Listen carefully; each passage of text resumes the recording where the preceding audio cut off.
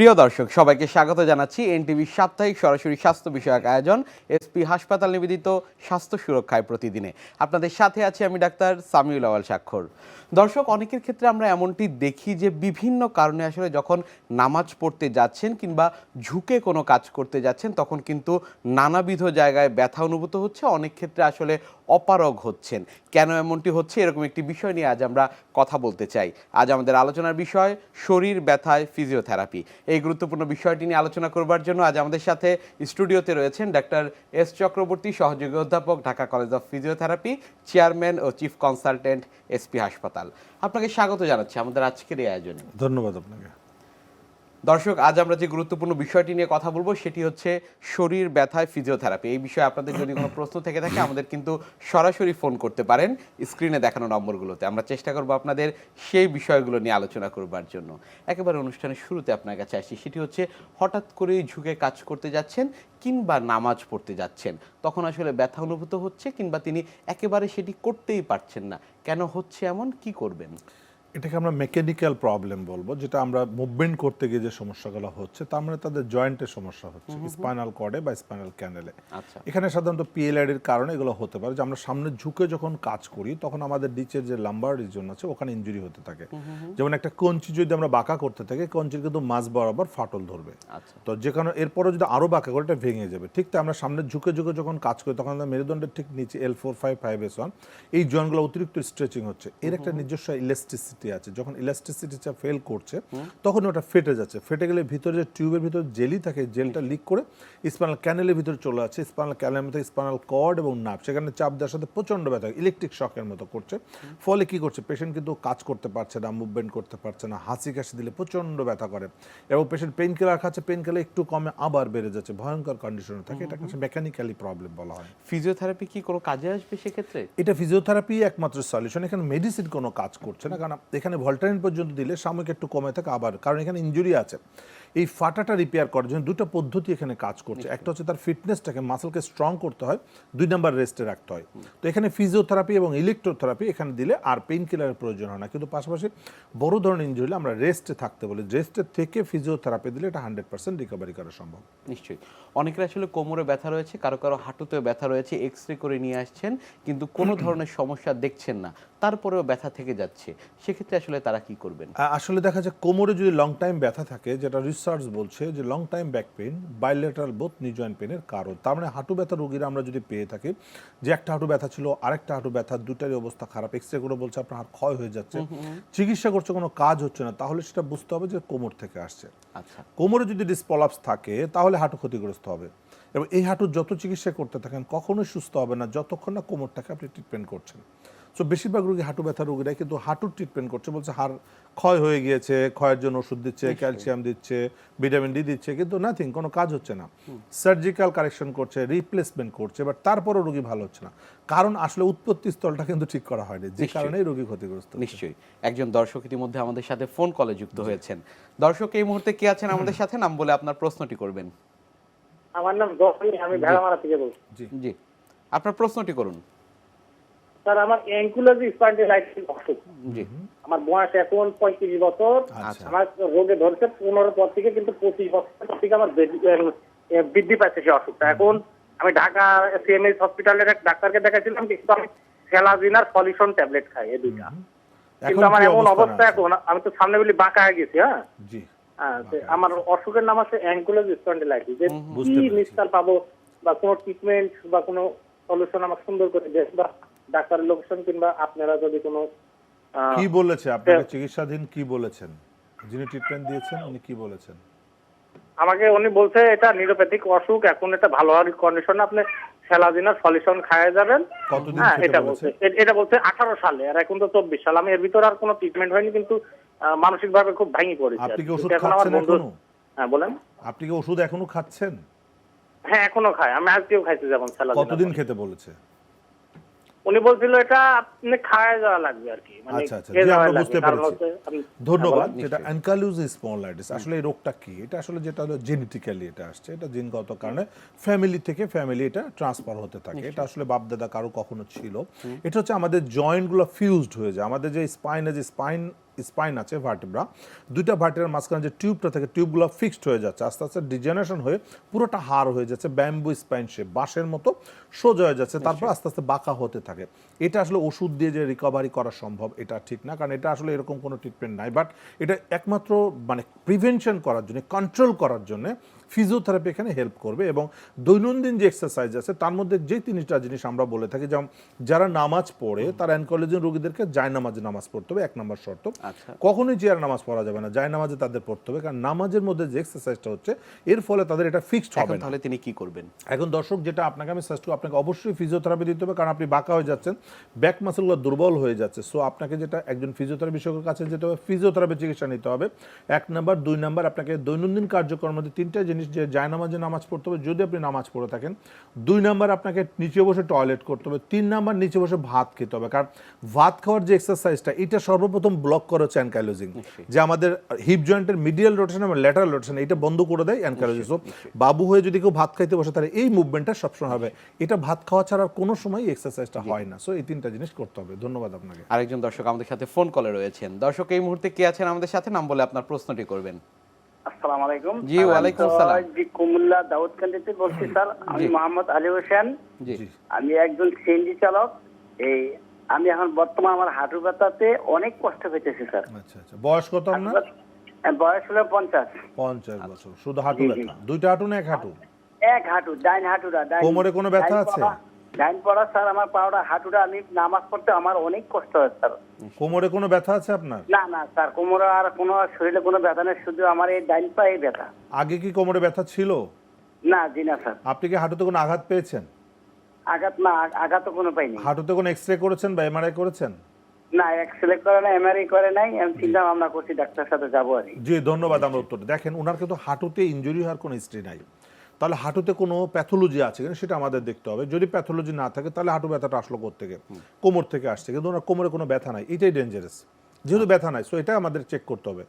ব্যথা নাই না থাকাটাও বড় খারাপ, কারণ ব্যথা নাই মানে সেখানে কোনো ফরেন কোনো প্যাথোলজি থাকতে পারে। উনি বসে সিএনজি চালাচ্ছেন, যে বসে থাকতে থাকতে কোমর ইনজুরি হচ্ছে, সো ডিসপোলাপস হওয়ার চান্স আছে, অথবা কোনো প্যাথোলজি থাকার চান্স। সো কোমরটা আমরা চেক করব। দর্শক আপনাকে অবশ্যই কোমরে এমআরআই করতে হবে, একজন ফিজিওথেরাপি বিশেষজ্ঞ আছে, কোমরে এমআরআই করে দেখে দেন ফিজিওথেরাপি করুন। অবশ্যই হাঁটু একটা এক্সরে করে নেবেন যে হাঁটুর মধ্যে কোনো কিছু আছে কিনা, এবং কোমরটা চেক করে ফিজিওথেরাপি করলে এটা সুস্থ হয়ে যাবেন। ধন্যবাদ আপনাকে। আরেকজন দর্শক আমাদের সাথে ফোন কলে যুক্ত হয়েছেন। দর্শক এই মুহূর্তে কে আছেন আমাদের সাথে, নাম বলে আপনার প্রশ্নটি করবেন। দর্শক আপনার ফোনটি বিচ্ছিন্ন হয়ে গিয়েছে, আপনি পুনরায় চেষ্টা করবেন।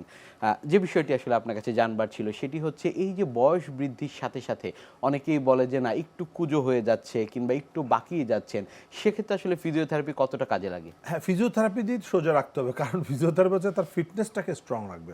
কারণ কুঁজো হয়ে যাচ্ছে মানে বুঝতে তার ফিটনেস ফল করছে। একটা বিল্ডিং এ যদি ফিটনেস না থাকে সে তো কাত হয়ে যাবে, ঠিক তো একটা মানুষ যদি ফিটনেস ফল করে সে বাঁকা হয়ে যাবে। নিশ্চয়ই। সো কোনো ব্যক্তি বাঁকা হবে না যদি তার ফিটনেস থাকে, আর ফিজিওথেরাপির মাধ্যমে ফিটনেসটাকে রক্ষা করা হয়। জি, আরেকজন দর্শক আমাদের সাথে ফোন কলে যুক্ত হয়েছেন। দর্শক এই মুহূর্তে কে আছেন আমাদের সাথে, নাম বলে আপনার প্রশ্নটি করবেন। জি ভাইয়া, জি, আসসালামু আলাইকুম। জি, ওয়ালাইকুম আসসালাম। জি, আমি কক্সবাজার থেকে বলছি জি, ভাইয়া। বলুন, আমরা শুনতে পাচ্ছি। জি, আমার নাম মোহাম্মদ সোহেল মিয়া। আমি আপনাদের হাসপাতালের এই প্রোগ্রামে দেখতেছিলাম টিভিতে। নিশ্চয়ই।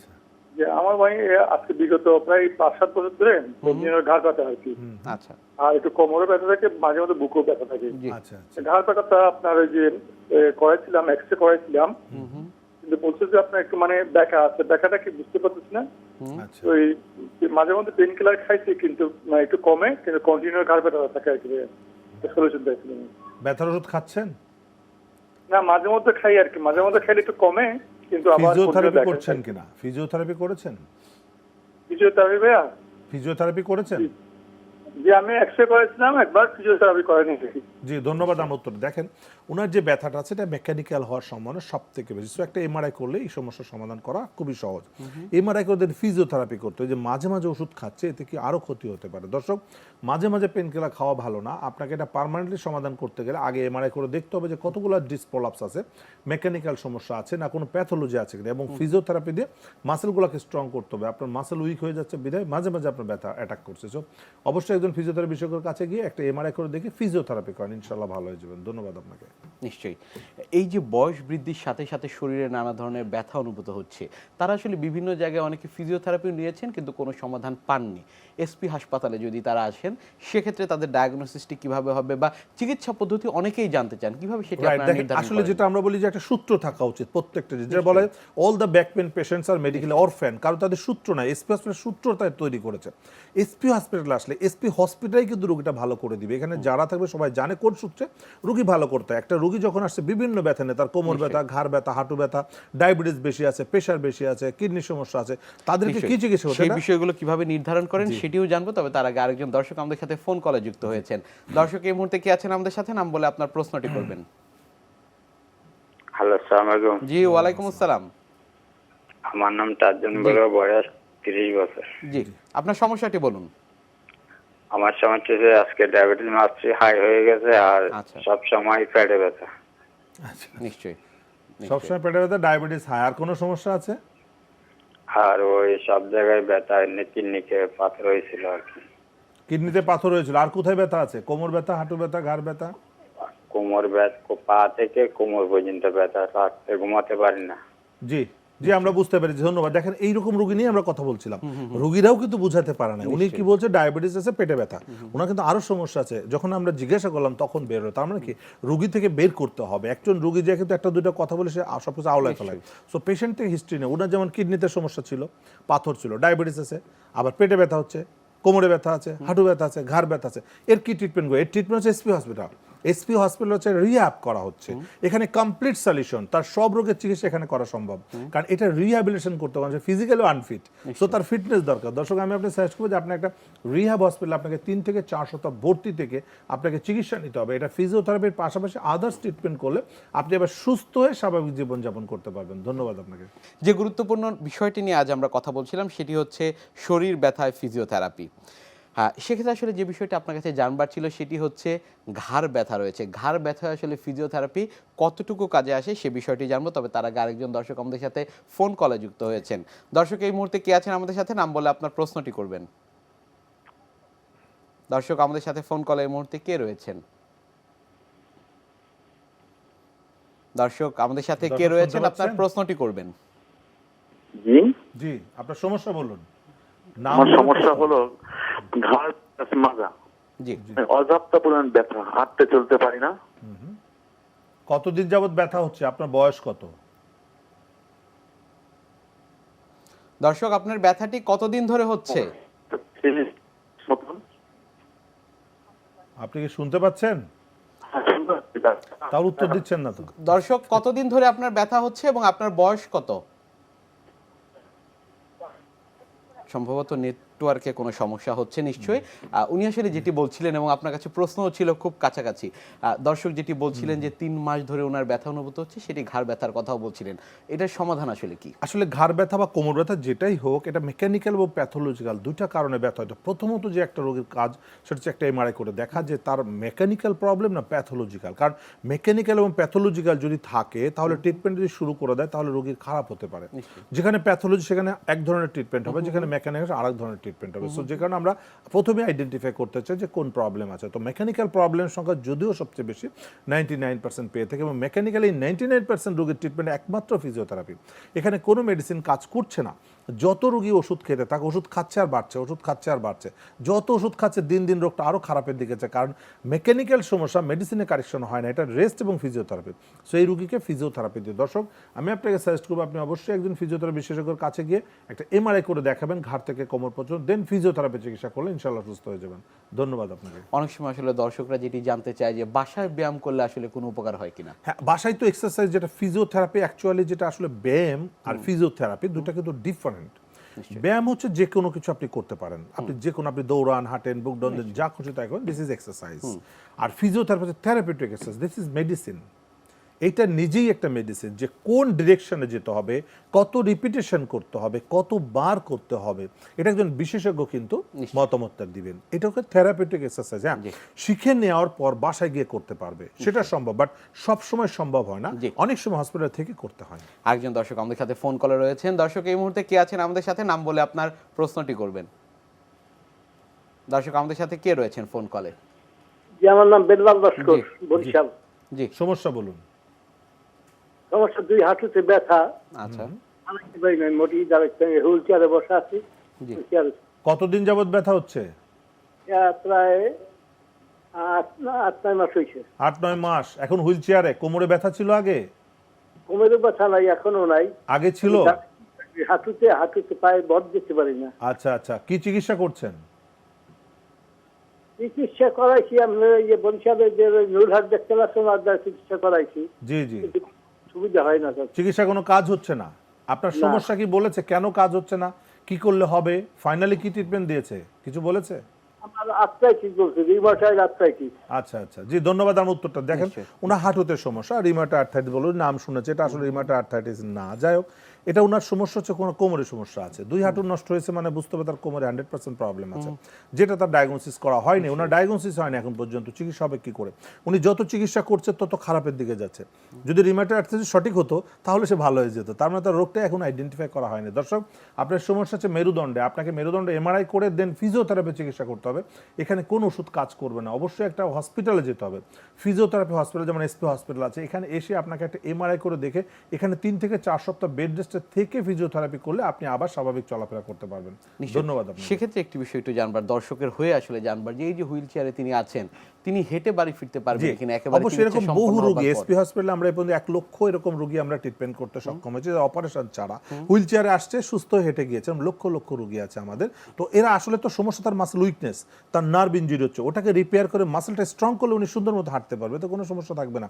হুইল চেয়ার থেকে আবার হেঁটে চলে বাসায় যেতে পারবে। খুবই চমৎকার জিনিস যে আসবে হুইল চেয়ারে, যাবে হেঁটে। এসপি হসপিটালে গুড উইল এটাই, এবং এসপি হসপিটালে 100 রোগী ভর্তি হলে ইনশাল্লাহ 100 রোগী সুস্থ হয়ে যায়। নিশ্চয়ই। সেক্ষেত্রে আরেকটি বিষয় আপনার কাছে জানবার রয়েছে যে অনেক সময় আসলে দুই ঘাড়ে ব্যথা অনুভূত হচ্ছে, হাত উপরের দিকে তুলতে পারছে না, সেক্ষেত্রে ফিজিওথেরাপির কি ভূমিকা রয়েছে? যে হাত তুলতে পারছে না তার মানে বুঝতে আমাদের শোল্ডার জয়েন্ট ফ্রোজেন হয়ে যাচ্ছে। ফ্রোজেন শোল্ডার যদি হয়, হাত তুলতে কষ্ট হয়, পেছনে নিতে কষ্ট হয়, চুল বাঁধতে কষ্ট হয়, মেয়েরা কপা করতে কষ্ট হয়, ছেলেদের মানি ব্যাগ বের করতে কষ্ট হয়, পেছনে চুল কাতে কষ্ট হয়, বিভিন্ন ধরনের সমস্যা দেখা যায়। এটা কিন্তু ব্লকেজ হয়েছে, ফ্রোজেন হয়ে যাচ্ছে, এটাকে আমরা বলবো অ্যাডহেসিভ ক্যাপসুলাইটিস বা ফ্রোজেন শোল্ডার। এটা কিন্তু ফিজিওথেরাপি ছাড়া ওষুধে কাজ হবে না, কারণ এই যে অ্যাডিশনটা আছে, এই যে জমে আছে, জমাটটাকে ছুটাতে হবে। এই ছুটানোর জন্য ম্যানুয়াল থেরাপি হচ্ছে একমাত্র রাস্তা। শুধু ফিজিওথেরাপি অনেকে আবার কি করছে, ইলেকট্রোথেরাপি দিচ্ছে, তাদের কিন্তু ভালো হচ্ছে না।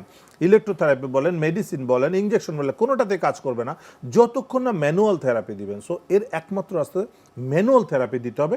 সাপোর্টিং আপনি অনেক কিছু নিতে পারেন, সেখানে ইন্টারআর্টিকুলার ইনজেকশন দিতে পারেন, সেখানে আপনি ইলেকট্রোথেরাপি ইউজ করতে পারেন, কিছু পেইনকিলার ইউজ করতে পারেন, but without manual therapy frozen shoulder কিন্তু ভালো হবে না। নিশ্চয়ই। অনেকে আসলে কোমর ব্যথায় অপারেশন করেছেন, তারপরে আসলে তারা এক ধরনের দ্বিধার মধ্যে রয়েছেন যে অপারেশনের পরে আবার ফিজিওথেরাপি লাগবে কিনা। এটি নিয়ে যেমন তারা জানতে চান, আরেকটি বিষয় জানতে চান যে কতদিন পর থেকে আসলে ফিজিওথেরাপি তারা নিতে পারবেন। না, আসলে কোমর ব্যথা অপারেশন যদি করেই থাকে কেউ, সেটা অনেক সময় টিউমার থাকলে আমরা অপারেশন করতে বলি, অপারেশনের সাথে সাথে ফিজিওথেরাপি শুরু করতে, রিহ্যাবিলিটেশন উইদিন শর্ট টাইম, হতে পারে 3 দিন 4 দিনের মধ্যেই তার ফিজিওথেরাপি করা যেতে পারে, এবং রিহ্যাব করতে হবে। আদারওয়াইজ সে কিন্তু ট্রিটমেন্টের রেজাল্টটা সে পাবে না। ট্রিটমেন্টটাই মানে যে অপারেশনটা করলো, অপারেশনটাই কিন্তু সাকসেসফুল হবে না যদি না তাকে রিহ্যাব করা। এরকম অনেক রোগী আমাদের কাছে আসছে যে স্পাইনাল কর্ড অপারেশন করার পর রোগী আরো খারাপ হয়ে যাচ্ছে, হাঁটাচলা বন্ধ হয়ে যাচ্ছে। পরবর্তীতে আমরা কিন্তু এসপি হাসপাতালে তাদেরকে রিহ্যাবের মাধ্যমে আবার সুস্থ করে দিচ্ছি, সম্পূর্ণ সুস্থ হয়ে যাচ্ছে। সো যারা স্পাইনাল অপারেশন করেছেন তাদের অবশ্যই ফিজিওথেরাপি বা রিহ্যাবিলিটেশন ট্রিটমেন্ট দরকার আছে। জি, আরেকজন দর্শক আমাদের সাথে ফোন কলে রয়েছেন। দর্শক এই মুহূর্তে কে আছেন আমাদের সাথে, নাম বলে আপনার প্রশ্নটি করবেন। জি, আমার নাম মোহাম্মদ সিরাজ। জি, মোহাম্মদ সিরাজ মিয়া। জি, দর্শক আপনার প্রশ্নটি করুন, আমরা আপনাকে শুনতে পাচ্ছি। আমার নাম মোহাম্মদ সিরাজ মিয়া, শ্রীমঙ্গল। আপনার প্রশ্নটি করবেন, দর্শক শুনতে পাচ্ছি আপনাকে। জি, কি বলতাম? সমস্যা বলুন। ও, সমস্যা আমার ডাইন হাঁটু খুব ব্যথা, হাঁটাচলা করলে বা বেশি অনেকক্ষণ দাঁড়িয়ে থাকলে ঠ্যাংটা গিলাটা ফুলে যায়। কোনো ট্রিটমেন্ট করেছেন, কোনো চিকিৎসা নিয়েছেন? চিকিৎসা নিয়েছি, সিলেটে আমি চিকিৎসা করাইছি। কি চিকিৎসা করেছেন? পাইছি না, এবং ওনার ডাক্তারের দেখার পরে উনি মেডিসিন দিয়েছে, 3 মাস খাইছি। এখন কি আগের থেকে ভালো না খারাপ? তো এখান থেকে ভালো না দেখে আবার ঢাকায় এফআরকি আরো আচ্ছা, অমিত কাহু ওনারে দেখাইছি। উনি কি আবার বলেছে? একবার দিল 1 মাসের ওষুধ, আবার দিল 2 মাসের ওষুধ, 3 মাসের ওষুধ খাইছি। দর্শক, এখন কি আগের চেয়ে উন্নতি হয়েছে আপনার? উন্নত এমনি ভালো, আমি যদি একটু হাঁটাচলা করি তো খুব ব্যথা, আর যদি বেশি অনেকক্ষণ দাঁড়িয়ে থাকি 10 মিনিট দাঁড়িয়ে থাকি তো প্রচুর ব্যথা, গিরাটা ফুলে যায়। জি ধন্যবাদ। আমরা উত্তরটা দেখেন, যেটা আমি বলেছিলাম, all the back pain patients আর মেডিকেলি অরফ্যান। কোথাও 3 মাস, কোথাও 2 মাস, কোথাও 1 মাস, কিন্তু ভালো হচ্ছে না, খারাপ হচ্ছে, কারণ ফর্মুলা ঠিক নাই। A+B হোল স্কয়ার যেমন ফর্মুলা থাকে, কোমর ব্যথার ফর্মুলা আছে যে ওনার কোমরটা কেন ব্যথা হচ্ছে এটা জানা, যেটা ডিসপোলাপ যদি থাকে ওনার এখানে রিপেয়ার করার জন্য রেস্টে রাখতে হবে, আর ফিজিওথেরাপিতে মাসলকে স্ট্রং করতে হবে। কিন্তু 10 মিনিটের বেশি দাঁড়াতে পারে না, তারপরে দাঁড়ানোর জন্য যে শক্তিটা দরকার সেই শক্তি তার পায়ে নাই। এই শক্তি বাড়ানোর জন্য লাগবে এক্সারসাইজ, যেটা ফিজিওথেরাপি বা ম্যানুয়াল থেরাপি, এবং মেরুদণ্ডের ডিসপোলাপসের জন্য রেস্ট। তাহলে তার রেস্ট এবং থেরাপি 3 থেকে 4 সপ্তাহ দিলেই কিন্তু 100% সুস্থ হয়ে যাবে, এবং এরপর উনি 1 ঘন্টা 2 ঘন্টা হাঁটতে পারবে, ওনার কিন্তু আর ওষুধ খাওয়ার দরকার হবে না। এইটাই হচ্ছে সূত্র। তো দর্শক, আমি আপনাকে সাজেস্ট করবো যে আপনি একজন ফিজিওথেরাপি বিশেষজ্ঞের কাছে একটা এমআরআই করবেন কোমরের। আপনাকে 3 থেকে 4 সপ্তাহ বেড রেস্টে থেকে ফিজিওথেরাপি করলে আপনি সুস্থ হয়ে যাবেন ইনশাআল্লাহ 100%। ধন্যবাদ আপনাকে। নিশ্চয়ই। স্ট্রোকের যারা পেশেন্ট রয়েছে আসলে তাদের আসলে স্ট্রোক পরবর্তী সময় এসপি হাসপাতালে কি কি সুযোগ সুবিধা তারা পেতে পারেন, এবং সেই যে সুস্থতার কথা বলা হয় যে একেবারে আগের অবস্থায় তারা আসলে ফিরতে পারবে কিনা? যে এটা আসলে ডিপেন্ড করছে তার ইনজুরির উপরে, যেটা আমরা বলছি রিহ্যাব করা, পুনর্বাসন করা। স্ট্রোক করে প্যারালাইসিস হচ্ছে বিভিন্ন বয়সে, 40 বয়সে হতে পারে, 50 হতে পারে, 60 হতে পারে, 80 হতে পারে, 90, যে বয়সেই হোক ফিজিওথেরাপি তার লাগবে। রিহ্যাবিলিটেশন, পুনর্বাসন, যে যেটা করতো আমরা তাকে সেটা করার ব্যবস্থা করে দেবো। 40 বছর থেকে স্ট্রোক করে সে যে কাজটা করতো আমরা চেষ্টা করছি ওই কাজটা করতে, অথবা ওর অল্টারনেট কোনো কাজের মধ্যে তাকে ইনভলভমেন্ট করতে। এটা কিন্তু এসপি হসপিটাল পারে যে কোনো রোগীকে এইভাবে, যদি আর্লি স্টেজে আসে, অনেকে 5 বছর পর আসছে, তখন কিন্তু কিছু করার থাকে না। স্ট্রোকটা হচ্ছে কি, যেমন একটা বাচ্চা জন্মের পরে তাকে কিভাবে আপনি লালন পালন করবে তার উপরে ডিপেন্ড করবে তার ভবিষ্যৎ। ঠিক তাই স্ট্রোকের সঙ্গে সঙ্গে সেই রোগীটাকে কতটা আপনি সঠিক ফিজিওথেরাপি বা রিহ্যাবিলিটেশন দিচ্ছেন তার উপর ডিপেন্ড করে তার ভবিষ্যৎ। এখানে নিজেরা যদি ব্যায়াম করাইতে থাকেন তাহলে তার ভবিষ্যৎ অন্ধকার, তাকে সারা জীবনে বিছনা সজ্জায় থাকতে হবে বা ডিসেবল হয়ে থাকতে হবে। হাসপাতালে কি ভর্তি থাকতে যে হবে? এসপি হসপিটালে স্ট্রোক রোগী তো প্যারালাইসিস থাকে, তাদের হসপিটালে ভর্তি থাকতে হয়।